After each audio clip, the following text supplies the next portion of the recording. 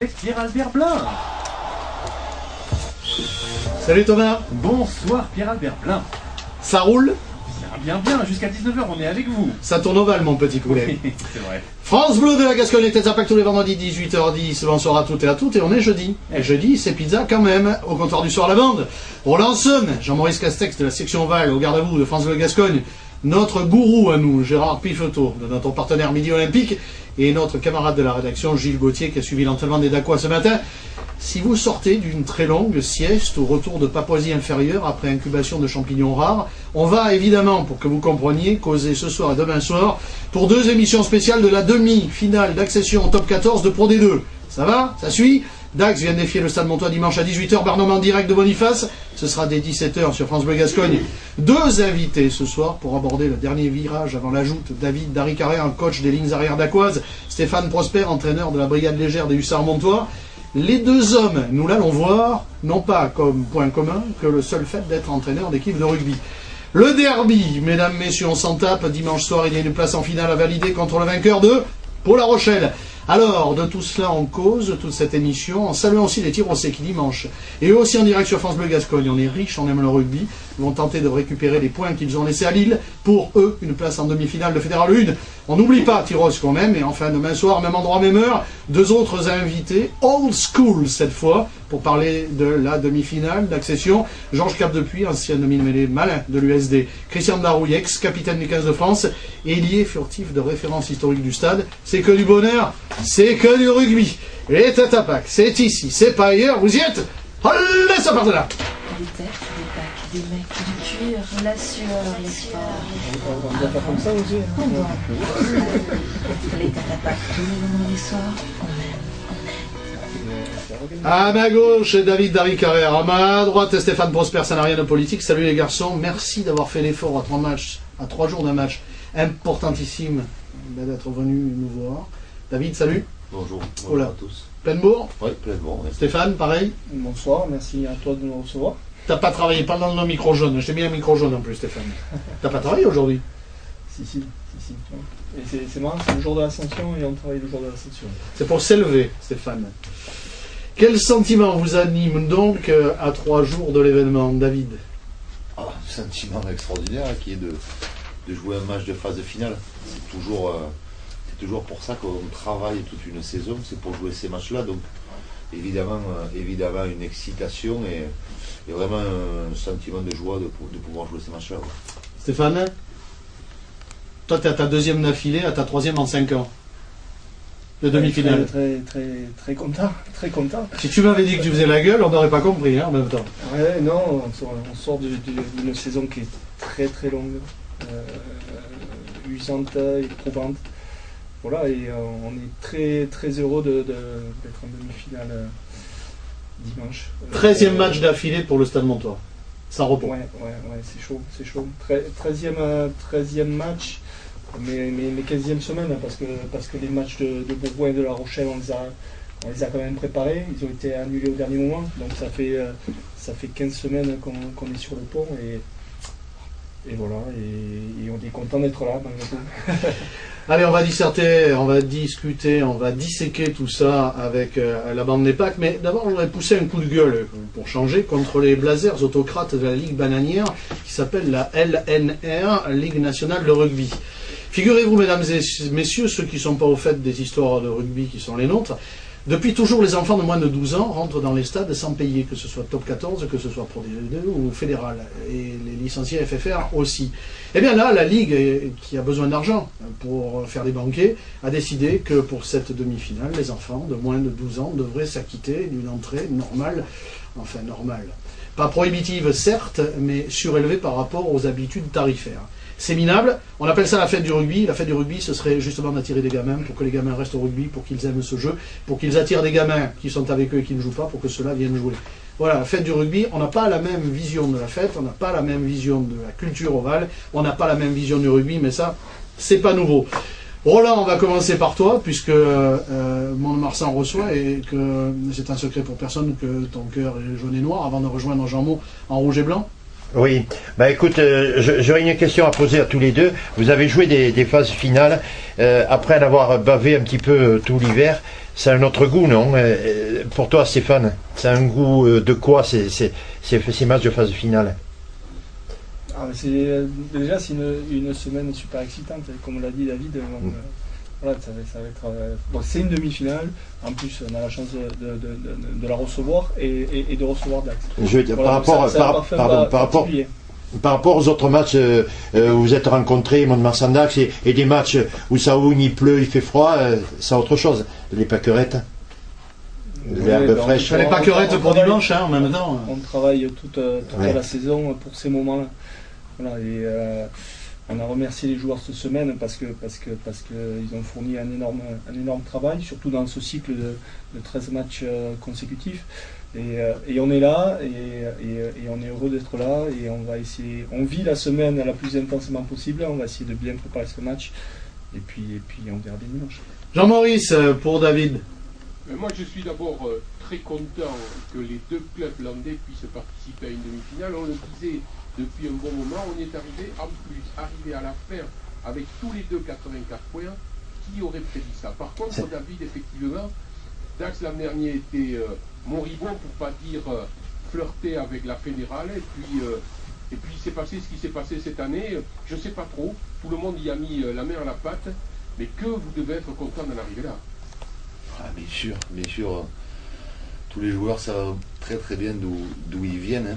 Quand ils ont regardé un peu dans le rétroviseur, ils se sont dit quelle chance on a d'être là aujourd'hui. On nous promettait vraiment beaucoup de difficultés dans ce Pro D2.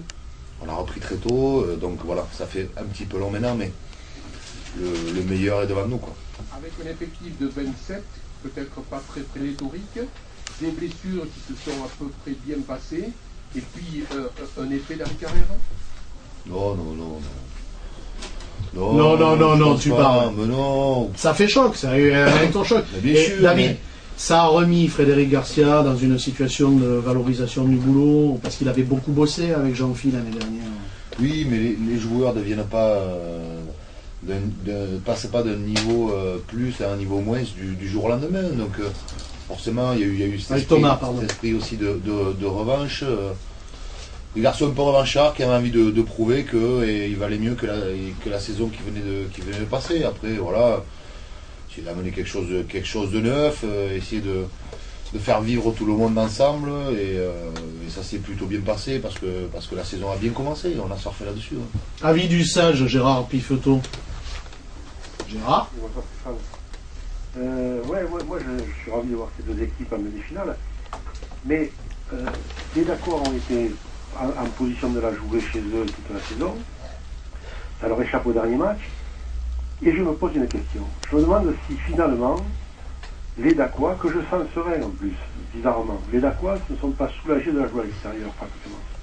Pour éviter cette pression, que les Palois redoutent d'ailleurs, beaucoup, par rapport à La Rochelle, et que les Montois, Stéphane, je ne sais pas si ce sera mon avis, vont forcément avoir devant leur public, voilà. Parce qu'une demi-finale à la maison, dans l'histoire de la Pro D2, la jeune histoire de la Pro D2, il y a eu de très rares cas où elle a été gagnée à l'extérieur. Il y a eu Oyonnax à Agen, il y a eu Bordeaux-Bègles l'an dernier à Grenoble, il y a de très rares cas. Ça veut dire que la pression elle est sur l'équipe qui reçoit forcément. Perdre chez soi, c'est un véritable échec. Donc, est-ce que les Dacois finalement ne sont pas plutôt soulagés de la jouer chez... Surtout que, franchement, pour le public, ils peuvent y aller en vélo, quoi, disons, donc c'est pas très loin. Tu as fait un calcul, David, avec Fred. Vous avez laissé filer pour pas jouer à la maison, c'est ça l'histoire? Non. Vous êtes malin, hein? Non. Le seul moment où on a été vraiment satisfait et soulagé, c'était le match après Grenoble où on savait qu'on était en demi-finale. Après la cerise sur le gâteau, ça a été la joie à domicile pour les supporters, pour les dirigeants qui ont très bien bossé cette année. Maintenant, l'objectif avoué depuis le mois de janvier, c'est vraiment de jouer la demi-finale pour récompenser cette saison. Stéphane, jouer à la maison, ça veut dire plus de pression? Moi, je crois pas. Rappelle-toi de Lyon. Gérard, dans ce qu'il dit, il essaie de mettre la pression sur l'équipe qui reçoit. C'est une technique journalistique. Moi, je l'entends comme ça. Maintenant, je pense que la pression, du moins la pression négative, elle est derrière nous. Voilà, on ne se serait pas qualifié à l'issue de la saison régulière ça aurait été dommage compte tenu du travail qui a été fourni par les joueurs. Et du groupe que vous aviez. La pression, forcément liée à la pression, mais c'est la pression de bien faire, la pression de se régaler, la pression de vivre un moment extraordinaire dimanche, parce que c'est une demi-finale et encore une fois on reçoit Dax, quoi. Et c'est un contexte vraiment particulier, et donc oui, il y aura de la pression, mais la bonne pression, quoi, la pression qu'on a envie de vivre quand on est joueur de rugby, sportif de haut niveau. Voilà, la boule au ventre que l'on a avant le match, avant de rentrer sur le terrain, ça c'est la bonne pression, et on est heureux de pouvoir vivre ça dimanche. Il est 18h20, c'est les Têtes à Pâques, c'est France Bleu Gascogne, c'est spécial demi-finale d'accession au top 14, c'est dimanche à 18h à Boniface, entre le Stade Montois qui reçoit et l'US Dax qui est invité, qui ont fini à égalité de points, vous nous avez suivi toute la saison. Il y a quand même une chose extrêmement particulière, et on va orienter les infos demain matin sur France Bleu Gascogne à la rédac là-dessus. Vous êtes du même âge, vous êtes nés à 6 jours d'intervalle, vous avez été tous les deux Tarusat, habitants de Tartas, formés dans le même club, vous avez joué ensemble, vous avez porté les couleurs du Stade Montois, vous faites 1 cm de différence, je ne sais pas si on vous l'avait déjà dit, l'un est blanc, l'autre brun. Vous êtes entraîneurs tous les deux, vous êtes potes et vous vous retrouvez l'un à Dax, l'autre à Mont-de-Marsan pour jouer une demi-finale. Ça, c'est quand même un truc, comme dirait un enfant que je connais, c'est régalissant pour les journalistes, ces histoires-là. Hein, David? Ouais, c'est sûr. Vous pouvez pas vous détester, c'est pas possible. En plus, lui, il entraîne avec son bof, toi, t'es potes avec Garcia qui a joué à Bordeaux-Bègles, c'est une affaire de famille. Ouais, le rugby, c'est toujours une affaire de famille. Mais non, c'est toujours un plaisir de revoir Stéphane et de rediscuter avec lui et de passer des bons moments avec lui. Je pense qu'on était l'un et l'autre fait pour ça. On a trempé dans ce milieu-là. On en mange, on en boit. Voilà, c'est comme ça. Et chacun a suivi son chemin de belle manière, je pense. Et voilà, c'est toujours un plaisir de nous retrouver. Vous avez tous les deux été joueurs de haut niveau, mais c'est dingue quand même cette histoire. Hein. On aurait jeté la pièce il y a 20 ans en disant d'abord vous allez faire cette carrière de joueur de haut niveau, puis vous allez vous retrouver un jour coachant les 2 équipes de votre département en demi-finale pour une accession au top 14. Stéphane, sors du rêve. Non, c'est une jolie histoire. Hein. C'est incroyable. C'est vrai, mais j'espère que c'est pas fini, quoi. J'espère qu'on aura l'occasion de se croiser. Espérons-le en top 14. Donc ça veut dire que toi qui filais à Agen, t'as plié la demi et que c'est le Stade Montois qui gagne la finale. Parce que donc, pour ceux qui nous rejoignent, préciser que David Harry-Carrère, après un gros passage à La Rochelle qui l'a fait monter en top 14 avec Serge Millas, son compère, qui est à Biarritz aujourd'hui, puis avoir amené cette année donc l'US Dax en demi-finale, va partir à Agen retrouver Philippe Zella l'année prochaine et Mathieu Blin. Bon, c'est fait, c'est joué comme ça, vous vous retrouvez en top 14 l'année prochaine. Bon, ben c'est bien. Roland? Oui, alors moi je voulais donner un coup de cœur pour Jean-Maurice Castex qui lit dans l'avenir. Il avait dit il y aura une demi-finale Dax-Mont-de-Marsan. C'est notre gitane, ami. Et oui, mais il a la boule, tu sais, il a une boule en cristal avec de la neige dedans. Ouais. Et la tour Eiffel. Jamot, t'es gâté. Et la tour Eiffel, mais il s'est trompé, Jamot. La tour Eiffel, elle est dans l'autre sens, la pointe en haut. Je crois que tu t'es trompé de... Il faut arrêter de sniffer la caféine. Voilà. Deuxième coup de cœur, je pense que à Tartas, vous aviez de bons éducateurs encadrés à minime avant d'aller au Stade Montois. Il faudrait leur rendre hommage. Je ne connais pas leur nom. Ceux qui vous ont formé. Ceux qui vous ont formé. À Tartas. Il y a Gilles Cazot qui a encadré toute l'école de rugby. Voilà, ça fait partie des éducateurs qui nous ont entourés. Maintenant, on pourrait en citer plein. C'est vrai qu'on a vécu de super moments à Tartas et que c'est dans ce club qu'est née notre passion pour le rugby. Moi, je trouve que c'est une belle histoire. Je suis un sentimental, ça me fait quelque chose, comme dirait le grand Chamalière, parce que, voilà, ça c'est l'un des éléments, sérieusement, de ce que porte en valeur patrimoniale ce sport-là qui est à nul autre comparable. On va venir au jeu. Gilles Gauthier, salut. Oui, et bonsoir à tous. Mon Gilles, ce matin, tu étais à l'entraînement des Dacois, au Gond. Et pourquoi vous êtes allé au Gond? Vous avez plus de stade à Boyau, ils sont déjà en démolition, quoi. Parce qu'il y avait 750 enfants à Maurice-Boyau. Maurice Boyau. C'est une bonne excuse. Vous ne pouvez pas les virer. Bon, Gilles, ce matin au Gond, quelle ambiance, les Dacois. Tu m'as dit, en rentrant, je suis étonné, complètement décomplexé, les garçons. Ouais, décomplexé, surtout décontracté. Alors pendant 1 heure, ça a été studieux, hein. Pas de haussement de voix particulier, mais on a bien révisé les lancements de jeu. Moi, je suis arrivé sur la dernière demi-heure où il y a eu des lancements de jeu global. On a fait du global et voilà, c'était appliqué, sérieux. Pas beaucoup de ballons tombés et voilà, des garçons concentrés, mais surtout à la fin, ce qui m'a un peu surpris, peut-être que je l'imaginais trop, mais moi je m'attendais à voir des visages fermés et j'ai vu des garçons assez souriants qui se sont même prêtés au jeu des interviews alors qu'il y a une conférence de presse prévue demain soir à Sousson. Oui, maintenant de la famille. Effectivement, voilà. Merci d'ailleurs. Hein. Donc voilà, avec Fred Garcia, avec tous les joueurs, avec David. Vraiment, tu as vu Bastien Andrion, Laurent Diaz. Bon, Bastien pur Dacois, Laurent Diaz 10 ans à Dax, donc effectivement. Dacois aussi. Cool. Ouais, cool, et même Fred Garcia, à la limite, ça a été le plus cool. Donc, qui a dit que les entraîneurs étaient des grands stressés, je sais pas, mais Fred Garcia, c'était le plus cool. Et pour en revenir au thème de la pression, il me disait, lui, clairement, que c'était les Montois, puisque il s'est fait un malin plaisir de me rappeler au micro les objectifs de début de saison. Pour Dax, c'était le maintien. Et pour Mont-de-Marsan, c'était la demi, donc il disait, nous, on a tout fait, donc on n'a plus de pression, et puis encore moins, puisqu'on va se déplacer à Bonny, donc voilà, décontracté, mais concentré, ce qui peut aller de pair. Hein. Roland Son, hier tu étais à la plaine des Jeux, entraînement, puisque les Montois aujourd'hui étaient off, ils vont faire une journée entière demain et mise en place samedi. Grosse application sur le travail devant, hein, alors, alignement et mêlée fermée. Grosse application sur les lancers en touche, les récupérations de balles, les lancements de jeu, mais très, très courts après touche, sur les mêlées.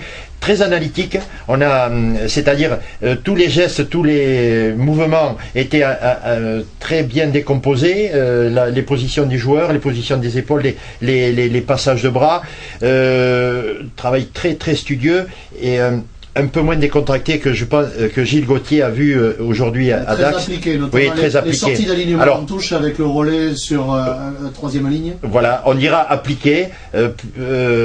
Bon, pas de la pression, je vois pas. Non, je voyais pas quand même la pression parce que il y a quelques joueurs anglo-saxons pour qui la pression ça n'existe pas. Enfin, je pense. Gilles Gauthier, tu as l'habitude de commenter les matchs de rugby, tu es du monde du rugby. La sensation, toi qui es palois en plus, donc il va y avoir du mail samedi face à La Rochelle, l'impression générale entre le Stade Montois et l'US Dax sur cette demi. Sur cette demi, mais comme moi j'ai essayé de demander aux joueurs sur quoi elle s'est jouée, parce que vous le connaissez par cœur. On parlait des entraîneurs, mais les joueurs c'est encore plus vrai. Fred Garcia il a bouffé de la vidéo de Montois et j'imagine que Stéphane Desmarques c'était pareil face au Dacois.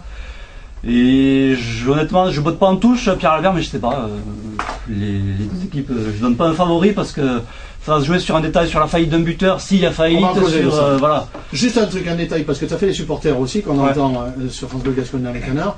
En 30 secondes, tu as fait Dax, tu as fait un moment de Marsan. Le sentiment général des supporters les deux sont... Tu perçois quoi? Les deux sont très confiants, un peu moins quand même côté Dacois, ils ont très peur des Montois. Pas beaucoup feront le déplacement, en tout cas moins que prévu. Il y a 3 bus de prévus, et puis il y a les bagnoles qui vont venir. En toute façon, on attend, d'après les dernières stats, d'après les dernières infos du club, du Stade Montois, 11 000 à peu près. Ouais, au moins, 11 000. Au moins 11 000. Mais en tout cas, voilà, les Montois sont plus confiants du côté des supporters. Ils se rappellent notamment du match à Dax qu'ils ont failli gagner. Et ça leur porte confiance. Merci Gilles Gauthier de la rédaction de France Bleu Gascogne. Il va bientôt y avoir la météo avec le Thomas Riba réveillé et puis les infos avec les infos. Et puis on revient après parce que Thomas Riba, passionné par le rugby, évidemment, il aurait pu faire un super bélier, celui-là il court vite, surtout quand on lui met une carotte devant. Hein. Je suis nul. Bon, la météo et puis on retrouve David Darry-Carrière, Stéphane Prosper, on écoutera aussi Laurent Diaz et Chimoun Loukou dans la deuxième partie des Tête à Pack sur la demi-finale d'accession de dimanche à Bonny.